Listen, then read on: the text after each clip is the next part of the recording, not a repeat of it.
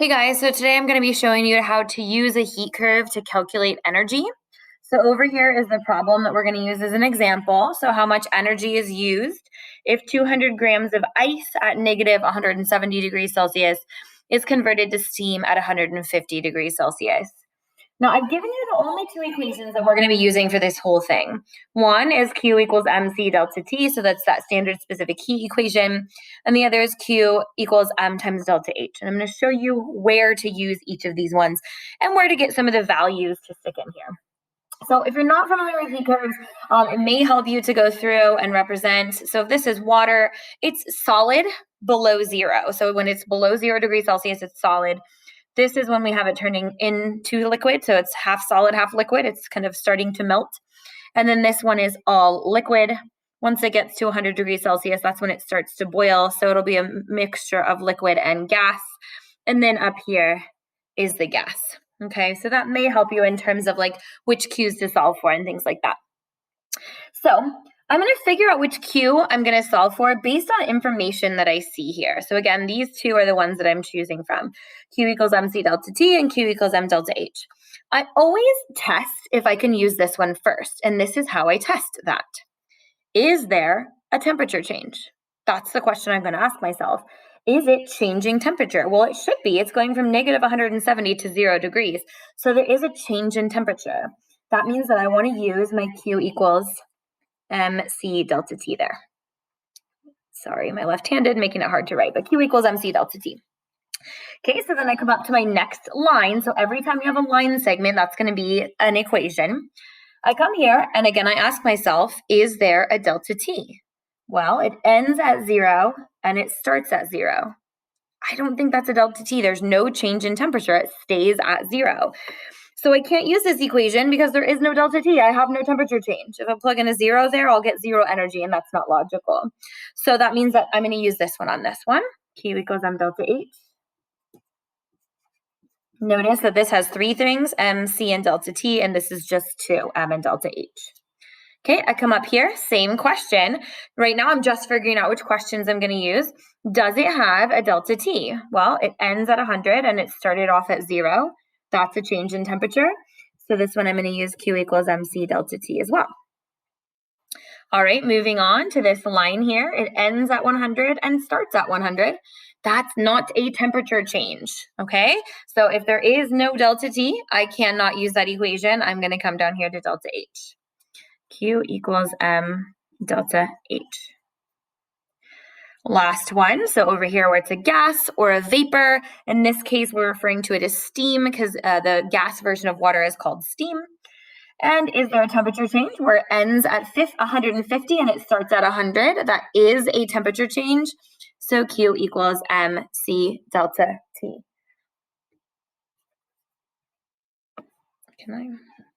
All right, so now I have which equation I'm going to use at each stage.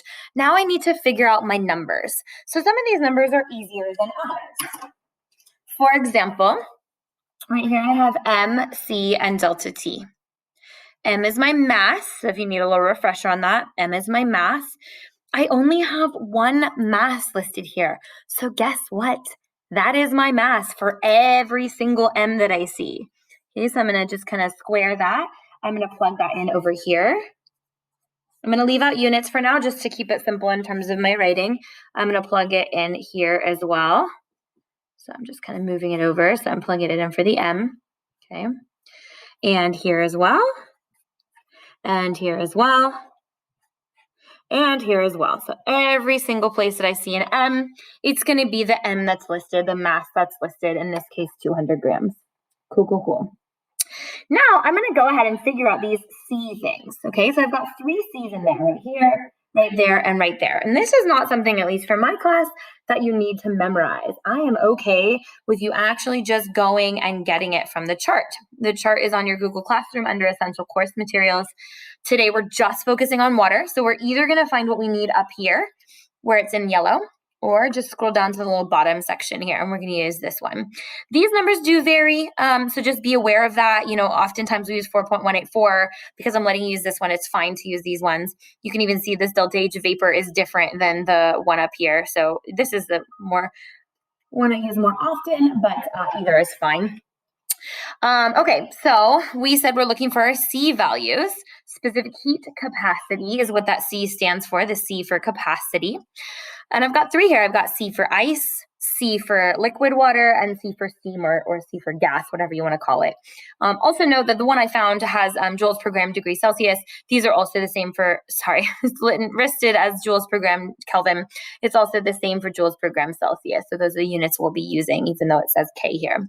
Okay, so ice, water, and steam. So my first image over here, if you're looking at the little image, but I'll also flip back here, I have the C for when it's a solid.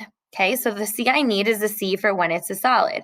So if I'm going back over here, the C for when it's a solid, oh, well, ice is solid. So that means that this is the C value I'm going to want to use there. Okay, cool. Let me go plug it in. The 2.108. Okay, so again, C for solid, because this is a solid, and ice is solid, so that's why I chose that C. Up here, I need the C for when it's a liquid. Okay, so to find it for a liquid, let's go back to our chart. C for liquid, it's listed as just regular old water here. So C for water is 4.1. Also 4.184 is fine. So either number you use for my purposes is fine. So I'll use what's on there. So 4.18, that's my C value. So I've got my M and my C plugged in. All right, lastly, I need my C for gas. In this case, that is known as steam. Okay, so steam is the gas form of water. 1.996 is the number that I'm using. So those ones, I'm literally just going to a chart and grabbing them. Okay, now I'm going to focus on these three again because I'm going to figure out our delta T's. Delta T's are going to be different for all of these based on our numbers on the side, okay? So for those of you who forgot, to get your delta T, you need to do T final minus T initial. So in this case over here, my T final is 0. That's the final temperature when it's a solid, minus my T initial. Here's where it started. So it's minus a negative 170. When you have a negative 170, those actually kind of the negatives cancel out, becomes a positive. So my temperature change here is 170 degrees Celsius. That's what I plug in here. Over here for my delta T, the end, the T final, I'm going to write it up here.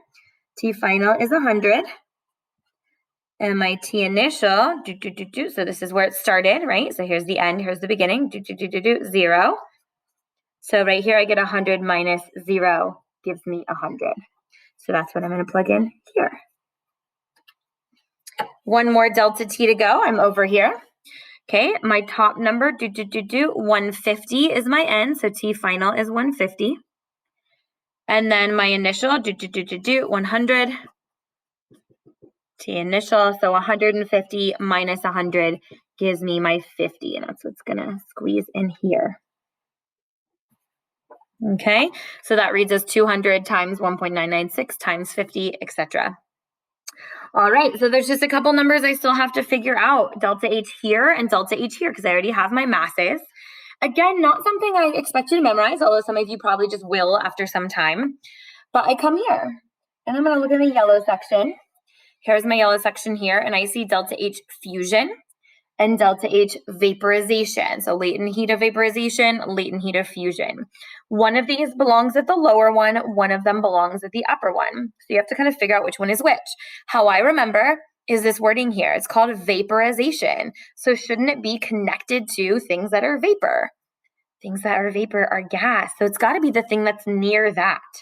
Okay, so that's where I'm going to plug that 2,260.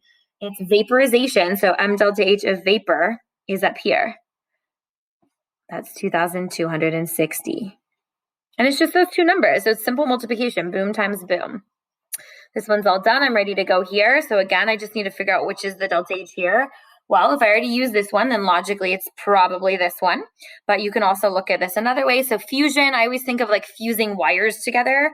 Wires are solid material. So fusion should be near something that's a solid. So it's going to be down here. So here we are. Our fusion value is 334. And again, I've left out all units. Q is going to end up as joules for all these J. So you would multiply this, multiply this, multiply this, multiply this, multiply this, and then you just add them all up So whatever's your final answer, which I'm not going to do in this case, and you would write your answer in joules. Q total, whatever you get when you add all of those things up. So Q solid plus Q fusion plus Q liquid plus Q vapor plus Q gas. Add all those up and you get your Q total. And that's how you calculate heat curves.